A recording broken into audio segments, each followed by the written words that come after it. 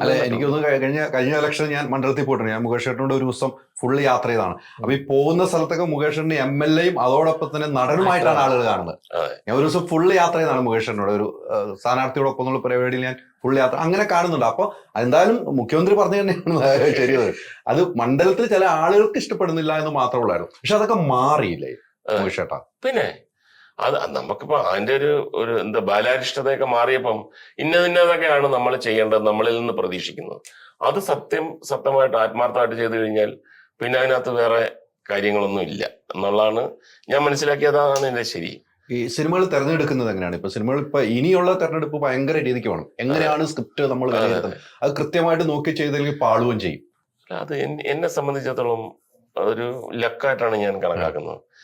ഈ വരുന്ന ആൾക്കാർ കഥ പറയുമ്പോൾ ഇത് മുകേഷ് ഏട്ടൻ ഇല്ലെങ്കിൽ നമ്മളിത് ചെയ്യുന്നില്ല, അല്ലെങ്കിൽ കഥാപാത്രം മാറ്റുകയാണ് എന്ന് പറയുന്നതാണ് കൂടുതലും. അപ്പൊ ഞാൻ ചെയ്യുന്നതെന്ന് പറഞ്ഞു കഴിഞ്ഞാൽ എനിക്ക് തന്നെ തോന്നും. അപ്പൊ പഴയ പോലെ ഒരു റോള് നമ്മുടെ പടത്തിലയാൾ വേണം, അല്ലെങ്കിൽ ഒരു റോള് ആ റോള് കുറച്ചേ ഉള്ളെങ്കിൽ അത് അങ്ങനെയുള്ള റോളുകളൊന്നും വരുന്നില്ല. ഇപ്പൊ ഞാൻ ഇപ്പൊ ചെയ്യുന്ന ഫിലിപ്സിനകത്ത് ഫിലിപ്പായിട്ടാണ്, കാതികനകത്ത് കാതികനായിട്ടാണ്. ഇനി വരാൻ പോകുന്ന അയ്യർ കണ്ട അറേബ്യ എന്ന് പറഞ്ഞാൽ അതിനകത്ത് അയ്യരാണ്. അപ്പം ഇനി 2-3 സിനിമ ചെയ്യാൻ പോകുന്നതെല്ലാം അവര് തന്നെ എൻ്റെ അടുത്ത് ചോദിക്കുന്നുണ്ട്, മുകേഷ് ഏട്ടൻ വേറെ ആരെങ്കിലും ഇത് ചെയ്യാൻ പറ്റുമെന്ന് പറയുകയാണെങ്കിൽ ഞങ്ങൾ തയ്യാറാണ്. പറയാൻ കാര്യം കാണത്തില്ല, ഇത് ചെയ്തില്ലെങ്കിൽ വേറെ ആര് ചെയ്യത്തില്ല എന്ന് പറയുന്നതാണ് നമ്മളുടെ കോൺഫിഡൻസും നമുക്കൊരു സ്പേസ് ഉണ്ട് സിനിമയിൽ ഇപ്പോഴും എന്നുള്ള ഒരു വലിയ തിരിച്ചറിവും അതൊരു വലിയ ആത്മവിശ്വാസമാണ്. നമ്മളെ തേടിയാണ് എത്തുന്നത്. എന്റെ ലൈഫിൽ എന്റെ കരിയറിൽ തന്നെ ഒരു സ്നേഹബന്ധത്തിന്റെയോ, സത്യസന്ധമായിട്ട് പറയണം, ഒരു സ്നേഹബന്ധത്തിന്റെയോ ഒരു ഫ്രണ്ട്ഷിപ്പോ അല്ലെങ്കിൽ എന്തെങ്കിലും തരത്തിൽ മുകേഷിനെ ഉൾപ്പെടുത്തി കളയാം എന്നൊരു റോളും എനിക്ക് കിട്ടിയിട്ടില്ല. അത് സന്തോഷവുമാണ്. അങ്ങനെ കിട്ടിക്കഴിഞ്ഞാൽ പിന്നെ പോയില്ലേ, ഞാൻ വേണം, ഞാൻ ചെയ്താൽ ശരിയാവും.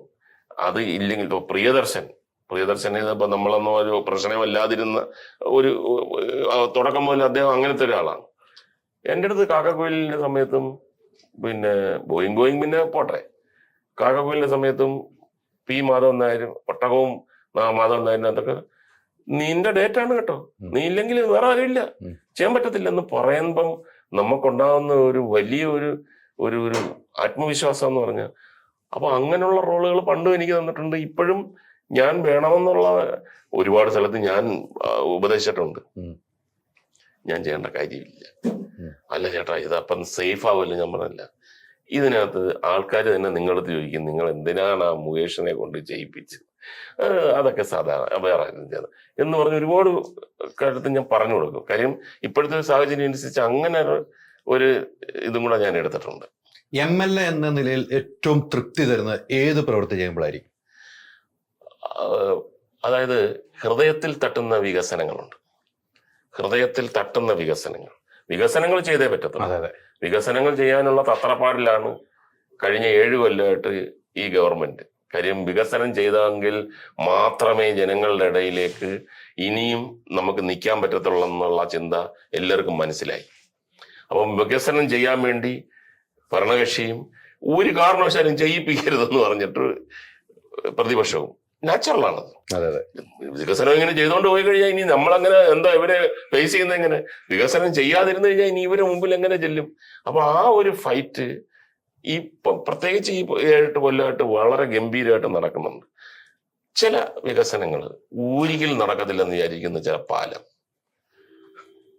മാറ്റി ഇതെടുത്ത് ദൂരെ കളഞ്ഞ് ജങ്കാറിൽ പോയിട്ടുള്ള നമ്മുടെ യോഗം, നമ്മുടെ മക്കളുടെ യോഗമൊക്കെ ജങ്കാറിൽ പോവുകയാണ് എന്ന് പറയുന്ന സ്ഥലത്തൊരു പാലം വരുമ്പം ജാതി മത രാഷ്ട്രീയ ഭേദമന്യേ ആൾക്കാർ കൈയിടിക്കും. ഇത് നമ്മളുടെ ആവശ്യമാണ്. അവിടെയാണ് ശരിക്കും പറഞ്ഞു കഴിഞ്ഞാൽ നമുക്കൊരു ഭയങ്കര ചാരിതാർത്ഥ്യവും സന്തോഷവും വരുന്നത്. അതാണ് ഹൃദയത്തിൽ തൊട്ടുള്ള വികസനം. അഭിനയം അത് ഇപ്പം അഭിനയത്തിൽ ഏറ്റവും തൃപ്തി വരുന്നത് എന്തായിരിക്കും? നല്ല റോളുകൾ കിട്ടും, നല്ല റോളുകൾ പ്രേക്ഷകർ ഏറ്റെടുത്ത് കയ്യടി കിട്ടുമ്പോൾ തന്നെ. കയ്യടി കിട്ടുമെന്ന് പറഞ്ഞു കഴിഞ്ഞാൽ ഇപ്പൊ ആദ്യത്തെ 2 ദിവസത്തെ കയ്യടി പോരാ, തുടർച്ചയായിട്ട് തുടർച്ചയായിട്ട് കിട്ടണം.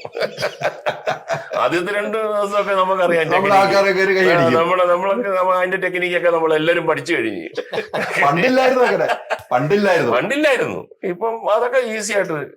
അപ്പൊ ഇപ്പൊ ആൾക്കാർ പറഞ്ഞു തുടങ്ങി, ഇങ്ങനെ ഇത് പറയുന്നുണ്ട്, സത്യമാണോ ഇല്ലയോ എന്നുള്ളത് അറിഞ്ഞൂടാ, വരട്ടെ 2 ദിവസം കഴിയട്ടെ എന്ന് പറയുന്നുണ്ട്. അത്രയും ബോധം ആളുകൾക്ക് വന്നു കഴിഞ്ഞു. പക്ഷെ അപ്രിസിയേഷൻ തന്നെയാണ് പ്രധാനം. നമ്മൾ ഒരു ആക്ടർ എന്ന നിലയിൽ നല്ല റോള്, ആത്മാർത്ഥമായിട്ട് പറയുകയാണെങ്കിൽ നല്ല റോള് കിട്ടുകയും അത് ഓടുകയും ചെയ്യണം, ജനങ്ങളിൽ എത്തണം. നമ്മൾ ആ സിനിമ ആ റോള് കണ്ടോ ഇല്ല കണ്ടില്ല, അത് കാണണ്ടായിരുന്നു എന്ന് പറയുന്ന ഒരു വിഷമം. കാര്യം അത് ഓടിയില്ലെങ്കിൽ കാര്യമില്ല, ആളുകൾ കാണണം. അത് രണ്ടും കൂടെ ചേരുമ്പോഴത്തേക്കാണ് തൃപ്തി വരുന്നത്. ശരിയാണ്. ഈ പറഞ്ഞ ഇപ്പം കുറെ സിനിമകൾ വന്നു പോകുന്നു അല്ലെ. സിനിമകൾ ഒരു വീക്കിൽ ഇറങ്ങുന്ന 10-15 സിനിമകളൊക്കെ വന്നു പോകുന്നു. സിനിമകളൊന്നും തിയേറ്ററിൽ നിൽക്കാത്ത കാലഘട്ടമാണ്. പക്ഷെ ഇപ്പോൾ വീണ്ടും സിനിമകൾ തിയേറ്ററിൽ ആളുകൾ ഏറ്റു തുടങ്ങിയിരിക്കുന്നു, വീണ്ടും ഏറ്റു തുടങ്ങുന്നുണ്ട്. നല്ല സബ്ജക്റ്റുകളുടെ കുറവ് ഈ മലയാള സിനിമയ്ക്ക് ഉണ്ട് എന്ന് തോന്നുന്നുണ്ട്. ഇല്ല, ഇപ്പം എന്താ പ്രധാനം എന്ന് വെച്ചാൽ അവതരിപ്പിക്കുന്ന രീതിയാണ്. സബ്ജക്റ്റ് എല്ലാ കാലത്തും ഒരുപക്ഷെ സിമിലറായിട്ടുള്ള സബ്ജക്റ്റുകളും ഇത് അവതരിപ്പിക്കുന്നത് എങ്ങനെ, അതൊരു വലിയൊരു ചോദ്യത്തിന്. ഇന്ന് ഏറ്റവും വലിയ മിടുക്കന്മാരായിട്ടുള്ള ഒരുപാട് കുട്ടികൾ വന്നിട്ടുണ്ട്, സിനിമയിൽ സംവിധാനത്തിൽ വന്നിട്ടുണ്ട്, തിരക്കഥയിൽ വന്നിട്ടുണ്ട്, തിരക്കഥാകൃത്തുക്കളായിട്ട് വന്നിട്ടുണ്ട്. ഇവരൊക്കെ എങ്ങനെ വ്യത്യസ്തമായിട്ട് കഥ പറയാം, എത്രയും റിയലിസ്റ്റിക് ആയിട്ട്. റിയലിസം എന്നുള്ളത് നമുക്ക് വളരെ വ്യക്തമായിട്ട് അറിയാവുന്ന ഒരു വലിയൊരു കാലത്തിലൂടെ മാത്രം മാറി വന്ന റിയലിസം എന്ന് പറഞ്ഞൊരു കോൺസെപ്റ്റാണ്. കാരണം ഈ നമ്മൾ ഭരതേട്ടൻ്റെ തകരയൊക്കെ ചെയ്യുന്ന ആ സമയത്ത് അന്ന് ചെല്ലപ്പനാശാരിയും അല്ലെങ്കിൽ അതുപോലുള്ള ക്യാരക്ടേഴ്സൊക്കെ നമുക്ക് തകരയും അങ്ങനെയൊക്കെയുള്ളതെല്ലാം ഭയങ്കര സട്ടിലായിട്ടുള്ള ക്യാരക്ടേഴ്സ് പെട്ടെന്ന് അങ്ങോട്ട് നമ്മളിലേക്ക് അതുവരെ നിന്നിരുന്നൊരു മാറ്റം വരുമായിരുന്നു. അത് ഏറ്റവും അന്നത്തെ ന്യൂ ജനറേഷനോ അല്ലെങ്കിൽ ഏറ്റവും അഭിനയത്തിൻ്റെ ഏറ്റവും ഈസിനെസ്, കൊടിയേറ്റം ഗോപിയൊക്കെ വന്ന ആ കാലം. പിന്നെ അങ്ങോട്ട് അതിനേക്കാൾ കൂടുതൽ സട്ടിലിറ്റിയിലേക്ക് വരുന്നു, സട്ടിലിറ്റിയുടെ മാക്സിമത്തിലേക്ക് എത്തി നിൽക്കുന്നു ഇപ്പോൾ. കാരണം യഥാർത്ഥ ജീവിതത്തിലുള്ളവരെ അഭിനയിപ്പിക്കാൻ തുടങ്ങി. അത് അവർ പോലും അറിയാതെ അത് നമ്മൾ എക്സ്പ്ലോർ ചെയ്യുകയാണ്. അപ്പോൾ ഒരു മാറ്റവും ഇല്ല. കാരണം അത്രയും എത്രമാത്രം നമുക്ക് റിയലിസ്റ്റിക് ആകാൻ കഴിയുമോ അത്രയും നല്ലത് എന്നുള്ള ഒരു അന്തരീക്ഷമാണ് ഇപ്പം നിലനിൽക്കുന്നത്. അപ്പം അതിഭാവത്വം എന്ന് പറയുന്ന സാധനം ടോട്ടലി നമുക്ക് മാറ്റിയേ പറ്റൂ. പിന്നെ കഥ പറയുന്നതിൽ എന്തെങ്കിലും തരത്തിൽ പറഞ്ഞു വന്ന രീതികളിൽ നിന്നൊരു വ്യത്യസ്തത വേണം. ഒരുപാട് വലിയ കഥകളോ അല്ല ഒരുപാട് ഈ നാടകീയ മുഹൂർത്തങ്ങളുള്ള കഥകളൊന്നും വേണമെന്നില്ല. ഒരു ദിവസത്തെ 1 മണിക്കൂറിൻ്റെ 10 മിനിറ്റിൻ്റെ ഒരു ഇൻസിഡൻറ്റ് മതി. പക്ഷേ അത് എങ്ങനെയാണ് നമ്മളിലേക്ക് പടർന്ന് കയറുന്നത്. അതുകൊണ്ട് വളരെ മനോഹരമായ സിനിമകളുടെ അവതരണങ്ങൾ കൊണ്ട് പുതുമയുള്ള ഒരുപാട് സിനിമകൾ ഉണ്ടാകുന്നുണ്ട്. അതോടൊപ്പം തന്നെ നഷ്ടമാകുന്ന ചിലതുണ്ട്. അത് നമ്മൾ സംസ്കാരമായിട്ട് ചേർന്ന് വരുന്നതാണ്, നമ്മുടെ കലയായിട്ട് ചേർന്ന് വരുന്നതാണ്. എവിടെയൊക്കെയാണ് നമ്മളുടെ ഭാഷാപരമായിട്ടോ അല്ലെങ്കിൽ നമ്മൾ ഈ പറഞ്ഞ കാതികൻ ഉൾപ്പെടെയുള്ള കഥാപ്രസംഗം എങ്ങനെയാണ് അന്യമായത്, നാടകങ്ങൾ എങ്ങനെയാണ് നമ്മുടെ ഉത്സവപ്പറമ്പുകളിൽ നിന്ന് അന്യമായത്, നമ്മളുടെ കലാരൂപങ്ങളൊക്കെ എങ്ങനെ പൊക്കോണ്ടിരിക്കുന്നത് എന്തുകൊണ്ടാണ്, അവിടെ നമുക്കൊരു ഉത്തരവാദിത്തമുണ്ട്. ഇപ്പം ഞാൻ ജനിച്ച കാലം അല്ലെങ്കിൽ ഞാനും മുകേഷ്ജിയൊക്കെ വളർന്ന ഒരു അന്തരീക്ഷത്തിൽ ഞങ്ങൾക്കറിയാം, ഞങ്ങൾക്ക് അങ്ങനെ വലിയൊരു ഭാഗ്യം ഉണ്ടായിട്ടുണ്ട് കഥാപ്രസംഗം കേൾക്കാനും അതിലൂടെ അന്നുണ്ടായ മാറ്റങ്ങൾ മനസ്സിലാക്കാനും ഇന്ന് നഷ്ടപ്പെടുന്നത് മനസ്സിലാക്കാനുമുള്ള ഒരവസ്ഥ ഉണ്ടായിട്ടുണ്ട്. രണ്ടും നമ്മൾ ബഹുമാനിക്കുന്നുണ്ട്. പക്ഷെ നമ്മളുടെ തലമുറയോട് നമുക്ക് പറയണം, ഇങ്ങനൊരു കലാരൂപം ഉണ്ടായിരുന്നു, ഇതുപോലുള്ള പെർഫോമൻസ് ഉണ്ടായിരുന്നു. അത് പുതിയ കഥയും പുതിയ അന്തരീക്ഷമായിട്ട് നമ്മൾ കണക്ട് ചെയ്യാണ്. അത് പെർഫോമൻസ് കൊണ്ട് മാത്രമേ പറ്റുള്ളൂ. അതുകൊണ്ട് മാത്രമേ പറ്റുള്ളൂ. ഇപ്പൊ ഈ പറഞ്ഞ പോലെ തന്നെ നമുക്ക് നഷ്ടപ്പെടുന്ന കുറെ കലകൾ അല്ലെ. കോവിഡ് സമയത്ത് ഒത്തിരി പേര് വീട്ടിലിരുന്നു, ആ കലകളൊന്നും പിന്നീട് വരുന്നില്ല. അതൊക്കെ മുകേഷേട്ടനൊക്കെ അറിയാം, നാടകങ്ങളിലൂടെ അറിയാവുന്ന ആളുകളാണ് മുകേഷേട്ടൻ. അതൊക്കെ കാണുമ്പോൾ തന്നെ നമുക്കൊരു ഭയങ്കര ഫീൽ അല്ല മുകേഷേട്ടൻ, ഈ കലകളെല്ലാം അന്യം നിന്ന് പോകുന്ന പോലെ തോന്നുന്നില്ലേ? അല്ല, തീർച്ചയായിട്ടും. കേരളത്തിലെ പോലെ ഈ വിവിധ വ്യത്യസ്തമായിട്ട് കലകളുടെ ഒരു സമ്പന്നത വേറെ പലർക്കും ഇല്ല. അപ്പം ഞാൻ ഈ സംഗീത അക്കാദമി ചെയർമാനായിരുന്നപ്പോഴത്തേക്കാണ് ഇത്രയും കലാരൂപങ്ങൾ കേരളത്തിലുണ്ടെന്നുള്ളത് അറിയുന്നു. ഇപ്പൊ നമുക്ക് സിനിമാ നടൻ, ഏറ്റവും കൂടുതൽ ജനസ്വാധീനമുള്ള കല, അതിനകത്തൊരാള് എന്നൊക്കെ പറഞ്ഞിട്ടുള്ള ഒരു ഹുങ്കും ഒക്കെ ഉണ്ടായിരുന്നു. കാര്യങ്ങൾ അറിഞ്ഞപ്പോഴാണ് ഇതൊന്നുമല്ല, ഇത് ബൈ ചാൻസിൽ ഒരു ജനകീയ കലയായിപ്പോയി, അതിനകത്ത് നമ്മളായിപ്പോയി. മറ്റേതിനകത്ത് ശരിക്കും പറഞ്ഞു കഴിഞ്ഞാൽ നമ്മളെ അത്ഭുതപ്പെടുത്തുന്ന അല്ലെങ്കിൽ നമ്മുടെ മനസ്സിൽ തട്ടുന്ന ഒരു കാര്യം, ഇവരുടെ അടുത്ത് പേഴ്സണലായിട്ട് ചോദിക്കും, ഇതുകൊണ്ട് എന്തെങ്കിലും മെച്ചമുണ്ടോ, കുടുംബം എങ്ങനെയാണ്, ഇതിനകത്ത് അവർ പറഞ്ഞു മെച്ചമൊന്നുമില്ല. ഞാൻ പറഞ്ഞു പിന്നെ എന്തെങ്കിലും മാറ്റി വേറെ തരത്തിൽ. ഇതാണ് ഞങ്ങൾ ഈ പ്രമേയം, ഈ കലയാണ് ഞങ്ങളുടെ പാഷൻ, ഇത് വിട്ടുള്ള ഒരു കളിയില്ല. മകനും ഇത് തന്നെ. അപ്പം അച്ഛന്റെ ദുഃഖം അല്ലെങ്കിൽ ഒരു ഇല്ലായ്മ മകൻ പോലും മനസ്സിലാക്കുന്നില്ല. മകൻ വരുമ്പോൾ ഇയാൾ പ്രോത്സാഹിപ്പിക്കണം. അതൊക്കെ വേറൊരു ശൃംഖലയാണ്. അവര് ചെയ്യുന്ന കലയോടുള്ള ആ ഒരു ആത്മാർത്ഥമായ പാഷൻ, അങ്ങനെയുള്ള എത്രയോ കലകളുണ്ട്. അപ്പൊ അതെല്ലാം തന്നെ പ്രോത്സാഹിപ്പിക്കപ്പെടേണ്ടതാണ്. നമ്മളൊക്കെ ഞെട്ടിപ്പോകുന്ന തരത്തിലുള്ള ആ നാച്ചുറാലിറ്റിയും അവരുടെ ദുഃഖവും സന്തോഷവും ഒക്കെ കാണുമ്പോഴത്തേക്ക് അയ്യോ ഇതെന്തുകൊണ്ട് ഇത് പിന്നെ മെയിൻ സ്ട്രീമിലേക്ക് വരുന്നില്ല എന്ന് തോന്നിപ്പോവും. അപ്പൊ അതെല്ലാം അതിനകത്തുള്ള ഏറ്റവും പ്രധാനപ്പെട്ട രണ്ടെണ്ണമാണ് കഥാപ്രസംഗവും ബാലയും, പിന്നെ ഇപ്പൊ നാടകവും പിന്നെ തിരിച്ച് കുറെയൊക്കെ പിടിച്ചു വന്നിട്ടുണ്ട്. ഇത് രണ്ടും വന്നു തന്നെ ആവണം. ബാലയൊക്കെ അമ്പലപ്പറമ്പുകളിൽ പോയിരുന്നാൽ പുലർച്ചെ വരെ നമുക്കിരുന്ന് കാണാവുന്ന ഒരു നല്ലൊരു കലയായിരുന്നു. ഈ മുകേഷയുടെ 2 കാര്യം കൂടെ ചോദിച്ച് നമുക്ക് അവസാനിപ്പിക്കാം. ഒന്ന്, ഏറ്റവും ദുഃഖകരമായ അവസരങ്ങളിൽ മുകേഷ് ഏട്ടൻ ചെയ്യുന്നത് എന്തായിരിക്കും? ഏറ്റവും ദുഃഖകരമായ അവസരങ്ങളിൽ നമുക്കൊരു മനുഷ്യൻ, എനിക്കൊരു ദുഃഖം ഉണ്ടാവുമല്ലോ, ഓരോരുത്തർക്കും ഓരോ എന്തായിരിക്കും മുകേഷ് ഏട്ടൻ ചെയ്യാം? അല്ല, എനിക്ക് പേഴ്സണലായിട്ട് ഞാൻ ഞാൻ സ്വയം ചിരിക്കുന്ന ഒരു രംഗം എന്ന് പറയുന്നത്, ഞാൻ സിനിമയിലാണെങ്കിലും ടി വിയിലാണെങ്കിലും, ഇനി അതല്ല സ്റ്റേജ് എന്തെങ്കിലും ഒരു ഷോ ആണെങ്കിലും, ഏറ്റവും ഗംഭീരമാണ് എന്ന് നാട്ടുകാർ പറയുമ്പോൾ ഞാൻ അതിനെപ്പറ്റി ആലോചിക്കുമ്പോൾ, ആ ദിവസത്തെക്കുറിച്ച്, ആ പെർഫോമൻസിനെ കുറിച്ച് ആലോചിക്കുമ്പം എനിക്ക് മനസ്സിലാക്കാൻ കഴിഞ്ഞ അന്നായിരുന്നു ഞാൻ ഏറ്റവും ദുഃഖിതൻ. ഭയങ്കരമായിട്ട് നമ്മൾക്ക് ശരിക്കും പറയാം അതൊരു ഗിഫ്റ്റാണ്. ഏറ്റവും സംഘർഷഭരിതമായിട്ടുള്ള, ഏറ്റവും ഇങ്ങനെ ഭയങ്കരമായ ഒരു മൂഡ് ഔട്ടായിരിക്കുന്ന സമയത്ത് നമ്മൾ അഭിനയിക്കേണ്ടതായിട്ട് വരിക, പെർഫോം ചെയ്തേണ്ടതായിട്ട് വരിക, ഒരു 3 ഇരട്ടി ഗംഭീരമാവും. അപ്പൊ ഗംഭീരമാവുന്ന ആ പെർഫോമൻസ് കാണുമ്പോൾ എൻ്റെ മനസ്സിൽ ചിരിയാണ്.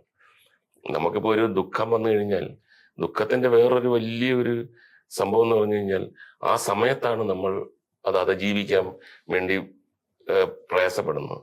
കുറച്ച് നാൾ കഴിയുമ്പോഴത്തേക്ക് നമ്മളെ ഏറ്റവും അടുത്ത കൂട്ടുകാരുടെ അടുത്തും കൂടെ നമ്മൾ ഈ ദുഃഖത്തിനെ പറ്റി പറഞ്ഞ് ചിരിക്കുകയാണ്. തല പെരുത്തിട്ട് ആത്മഹത്യ ചെയ്താ വരെ ഞാൻ ആണോ.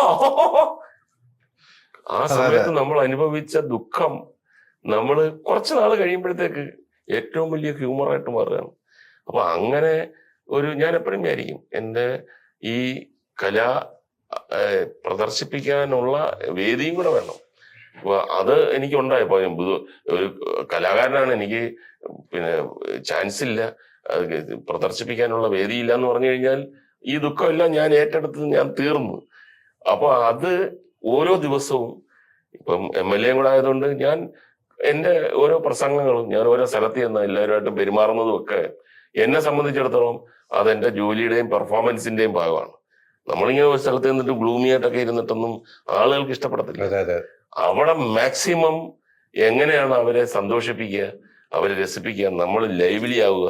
ഇത് സിനിമയിലാണെങ്കിലും നാടകത്തിലാണെങ്കിലും MLAയിലാണെങ്കിലും ഒക്കെ ഞാൻ എൻ്റെ ഒരു ആ ഒരു മെത്തേഡ് അതാണ്.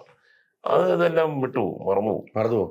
ഞാൻ ഈ ഇടയ്ക്ക് സുരേഷ് ഏട്ടൻ്റെ അടുത്തും കുറെ പേരുടെ അടുത്തും മുകേഷിന്റെ കാര്യം, ഞങ്ങൾ യാത്രയിലൊക്കെ സമയം കുറെ യാത്ര ചെയ്യുന്ന ഒരാളാണ് സംസാരം. അപ്പം മുകേഷ് ഏട്ടന് ഒരു ഫോൺ ചെയ്യുമ്പോഴാണ് ചിലവർക്ക് ഒരു ആശ്വാസം. മുകേഷ് ഏട്ടൻ അത് തമാശ രീതിക്ക് തിരിച്ച് അവതരിപ്പിക്കുന്നതാണ് പറഞ്ഞത്. ലൊക്കേഷനിൽ പല ആളുകൾ പല കാര്യത്തിന് വിളിക്കുമ്പോൾ അത്ര ഒരു സിറ്റുവേഷൻ ഏറ്റവും നന്നായിട്ട് ഓർത്തിരിക്കുന്നത് ഏതായിരിക്കും? എന്നൊരു സുരേഷ് ഗോപി ചേട്ടൻ പറഞ്ഞൊരു കഥയാണ് കേട്ടോ ഞാൻ ഇപ്പോൾ ഓർത്ത് വന്നത്. മുകേഷ് ഏട്ടൻ വിളിക്കുമ്പോൾ മുകേഷ് ആ തലപ്പത്തുനിന്ന് അവിടെ നിന്ന് പറയുമ്പോൾ അത് നമുക്ക് എന്തെങ്കിലും ദുഃഖമുണ്ട് രസകരമായിട്ട് അവതരിപ്പിച്ച് നമുക്ക് ആശ്വാസം തരുമെന്നാണ് പറഞ്ഞത്. അങ്ങനെ ഒരു സിറ്റുവേഷൻ ഓർക്കുന്നത് ഏതായിരിക്കും? അല്ല, അങ്ങനെ ഒരുപാട് സിറ്റുവേഷൻ ഉണ്ട്. അത് പറയണമെന്നുണ്ടെങ്കിൽ ഒരുപാട് ചിന്തിക്കണം. കണ്ടത്തെ പോലെ അങ്ങ് പെടാന്ന് പറയാനൊക്കത്തില്ല. പക്ഷെ ഞാൻ ഈ മുകേഷ് സ്പീക്കിംഗ് എന്ന് പറഞ്ഞിട്ട് എന്നെ അത്ഭുതപ്പെടുത്തിയ ഒരു സംഭവമുണ്ട്. ഞാൻ എല്ലാ വ്യാഴാഴ്ചയും മുകേഷ് സ്പീക്കിംഗ് എന്ന് പറഞ്ഞിട്ട് ഒരു 1/2 hour പരിപാടി യൂട്യൂബിലൂടെ പറയുന്നുണ്ട്. അപ്പൊ നമ്മൾ ചുമ്മാ ഓർത്ത് ഈ മറന്നുപോകല്ലോ പിന്നീട്. എല്ലാവരും ഡോക്യുമെന്റേഷൻ എന്ന് പറഞ്ഞിട്ട് നടന്നിട്ടുള്ള തമാശകളും ജിജ്ഞാസവും കൗതുകവും എല്ലാം ഇങ്ങനെ പറയുന്നത്. ഇതിന്റെ ഒരു ഇമ്പാക്റ്റ് ആൾക്കാർ വിളിച്ചിട്ട്, ഞാൻ ശരിക്കും പറഞ്ഞു കഴിഞ്ഞാൽ ഡിപ്രഷന്റെ അങ്ങേയറ്റം മരുന്ന് കഴിച്ചോണ്ടിരിക്കുകയാണ്. ഇപ്പൊ ഞാൻ മുകേഷ് സ്പീക്കിംഗ് കേൾക്കുന്നുണ്ട്. നിങ്ങൾ സഞ്ചരിച്ച വഴികളും നിങ്ങൾ അനുഭവിച്ച സന്തോഷങ്ങളും തമാശകളും ഒക്കെ നമുക്ക് കൊതിയാവുകയാണെന്ന് പറയുന്ന ഒരു സ്ഥലത്താണ് നമ്മൾ അറിയാതെ കിട്ടുന്ന ഒരു ഭയങ്കര ബ്ലെസ്സിങ്ങും അപ്രിസിയേഷനാണ്. അപ്പം നമ്മൾ ആ കാലഘട്ടത്തിലൊക്കെ ഇങ്ങനെ പോയിക്കൊണ്ടിരുന്ന സംഭവങ്ങള് അത് ഓർത്ത് നമ്മൾ പറയാന്ന് പറഞ്ഞ് വെറുതെ നമ്മൾക്ക് മാത്രമല്ല സന്തോഷം, അത് കേൾക്കുന്നവർക്ക് ഭയങ്കരമായ ഒരു പെൺകുട്ടി എൻ്റെ അടുത്ത് വിളിച്ചിട്ട് പറഞ്ഞു, ഞാൻ എത്രയോ നാളായി വീട്ടിലെല്ലാവരുമായിട്ട് സംസാരിച്ചിട്ട് ഞാൻ മെഡിസിനിലാണ് ജീവിക്കുന്നത്, പക്ഷേ ഇതൊരു വലിയ കച്ചിത്തുരുമ്പായി പോയി, ഞാൻ ചിരിക്കുകയാണ് ഇങ്ങനെയൊക്കെ. അപ്പൊ അതിനകത്ത് കഥാപാത്രങ്ങൾ വരുന്നെന്ന് പറഞ്ഞാൽ അവർക്ക് അറിയാവുന്നവരാണ്.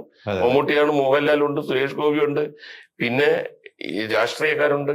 ഇതെല്ലാം അറിയാവുന്നവരുടെ കൂട്ടത്തിലുണ്ടായിരിക്കുന്ന ഈ അനുഭവങ്ങള്, അതിനകത്ത് എല്ലാം നർമ്മം ഉണ്ടെന്ന് പറഞ്ഞു കഴിഞ്ഞാൽ അവർക്ക് ലൈഫ് ഒരു ഭയങ്കര ഭയങ്കര ഒരു ഇൻസ്പിറേഷനാണ്. അപ്പൊ ഞാനൊക്കെ ഒരു 100 എപ്പിസോഡൊക്കെ ആയപ്പോ നിർത്താന്ന് വിചാരിച്ചാ, ഇനി നിർത്തി കഴിഞ്ഞാൽ നാട്ടുകാർ വിഷമിക്കുമെന്നുള്ള ഓർത്തിട്ട് മുന്നോട്ട് പോവുകയാണ് ഓരോ ആഴ്ചയും. അപ്പൊ അതെല്ലാം പങ്കുവെക്കുമ്പോഴത്തേക്ക് നമുക്ക് ഭയങ്കരമായ ഒരു എന്താ പറയുന്നത് ഒരു തൃപ്തിയാണ് വരുന്നത്. ആ തൃപ്തി പ്രേക്ഷകരുടെ മുമ്പിൽ ഇപ്പോഴും ഉള്ളത് കൊണ്ടാണ് വീണ്ടും വീണ്ടും നല്ല നല്ല കഥാപാത്രം കിട്ടുന്നത് എന്ന കാര്യത്തിൽ സംശയമില്ല. ഇതിന്റെ പ്രൊഡ്യൂസർ മറ്റു ഭാഗങ്ങളൊന്ന് ജയരാജേട്ടാ ഒന്ന് പറയുവാണെങ്കിൽ. ഇതില് ഇപ്പം ഉണ്ണി മുകുന്ദൻ നല്ലൊരു കഥാപാത്രം അവതരിപ്പിക്കുന്നുണ്ട്. ഉണ്ണിയുടെ എനിക്ക് തോന്നുന്നു ഉണ്ണി ചെയ്തു വന്നിട്ടുള്ള കഥാപാത്രങ്ങളിൽ നിന്ന് നമ്മൾ പ്രതീക്ഷിക്കാത്തൊരു കഥാപാത്രം. കാരണം അതൊരു ചിൽഡ്രൻസ് ഹോമിലെ ഒരു സൂപ്രണ്ടായിട്ടാണ്. കാരണം അവിടെ ഒരുപാട് തരത്തിലുള്ള കുട്ടികളുണ്ട്. ഒരുപക്ഷെ സമൂഹം വല്ലാതെ വേദനിപ്പിക്കുന്ന കുട്ടികളാവും. പക്ഷെ അതിൽ കലാബോധമുള്ളൊരു കുട്ടിയെ എങ്ങനെങ്കിലും അവനെ ലൈംലൈറ്റിലോട്ട് കൊണ്ടുവരണമെന്ന് ആഗ്രഹിക്കുന്ന ഒരു സൂപ്രണ്ടാണ്. അപ്പൊ അങ്ങനെയാണ് ഈ കാതികനിലേക്ക് എത്തുന്നതൊക്കെ.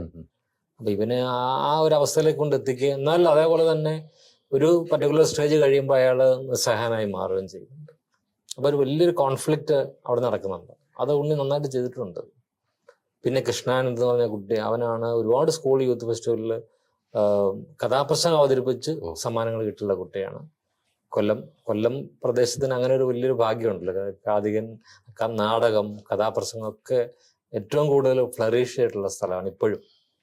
അപ്പൊ കൃഷ്ണാനന്ദന് അവന്റെ ആദ്യത്തെ സിനിമയാണെന്ന് ഒരിക്കലും പറയില്ല, അത്രയും നല്ല പെർഫോമൻസ് ചെയ്തിട്ടുണ്ട്.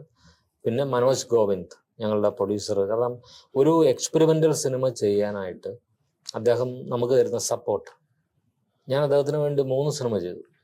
അപ്പൊ ഇതൊക്കെ ഒരു സാമ്പത്തിക ലാഭമോ ഇത് എപ്പോൾ റിലീസ് ചെയ്യും എന്നുള്ള ഒരു മുൻവിധി ഒന്നുമില്ല. അദ്ദേഹത്തിന്റെ പാഷനാണ് സിനിമ. അങ്ങനെയാണ് ഞങ്ങളിലേക്ക് ഞാൻ ഇപ്പൊ അദ്ദേഹത്തിന് വേണ്ടി അവൾ എന്നൊരു സിനിമയും കാതികനും പിന്നെ മേഫിൽ എന്ന സിനിമ, അങ്ങനെ 3 സിനിമ ചെയ്തു. 3 റിലീസ് ചെയ്യാനുണ്ട്. അതെല്ലാം പെർഫോമൻസിന്റെ കാര്യത്തിൽ ഒന്നിനൊന്നിനും മെച്ചമായിട്ടാണ് എനിക്ക് ഫീൽ ചെയ്തിട്ടുള്ളത് ഇവരുടെയൊക്കെ. പിന്നെ ഇതിൽ എടുത്തു പറയേണ്ടത് സംഗീതം. അപ്പോൾ സലിൽ ചൗധരി അവസാനമായിട്ട് ചെയ്തത് എൻ്റെ തുമ്പോളി കടപ്പുറത്തിലാണ്. കാതിൽ തേന്മഴയായി എന്നുള്ള പാട്ടാണ് അദ്ദേഹം അവസാനമായിട്ട് കമ്പോസ് ചെയ്തത്. ഇന്നും അത് ഭയങ്കര ഹിറ്റായിട്ട് നിൽക്കുന്ന പാട്ടാണ്. അപ്പൊ ഇതില് ഒരു ബംഗാളി പശ്ചാത്തലം കൂടെ വരുന്നുണ്ട് കഥയിൽ. അതുകൊണ്ട് തന്നെ സൽദയുടെ മകൻ സഞ്ജയ് ചൗധരിയാണ് മ്യൂസിക് ചെയ്യുന്നത്. ഏതാണ്ട് സൽദയെ നമ്മൾ ഓർമ്മിപ്പിക്കുന്ന തരത്തിലുള്ള 2 പാട്ടുകളാണ്.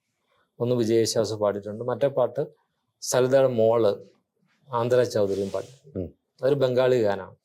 അതാണ് സംഗീതത്തിന്റെ അവസ്ഥകൾ. പിന്നെ ബിപിനാണ് ഇതിന്റെ എഡിറ്റർ. ബിപിൻ ബോംബെയിൽ വളരെ സജീവമായിട്ട് ഇതിൽ ആർട്ട് ഫിലിംസ് ഒക്കെ ചെയ്തുകൊണ്ടിരുന്നത്. ഞാൻ അവൻ്റെ വർക്ക് കണ്ടിട്ട് വിളിച്ചതാണ് ഈ സിനിമയിലേക്ക്.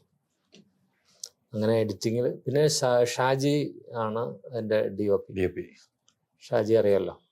പിന്നെ എന്താണ് ബാക്കി നമുക്കറിയാവുന്ന അന്തരീക്ഷം, പിന്നെ ഒരുപാട് നല്ല കലാകാരന്മാരും കലാകാരികളും ഒക്കെ ഉണ്ട് സിനിമയിൽ. അപ്പോൾ ഈ സിനിമ സൂപ്പർ ഹിറ്റ് ആകട്ടെ, നമുക്ക് കാത്തിരിക്കാൻ. സിനിമ പ്രേക്ഷകരിലേക്ക് നമ്മൾ കൊടുക്കുകയാണ്. പ്രേക്ഷകരാണ് വിധി എഴുതേണ്ടതെന്ന കാര്യത്തിൽ സംശയമില്ല.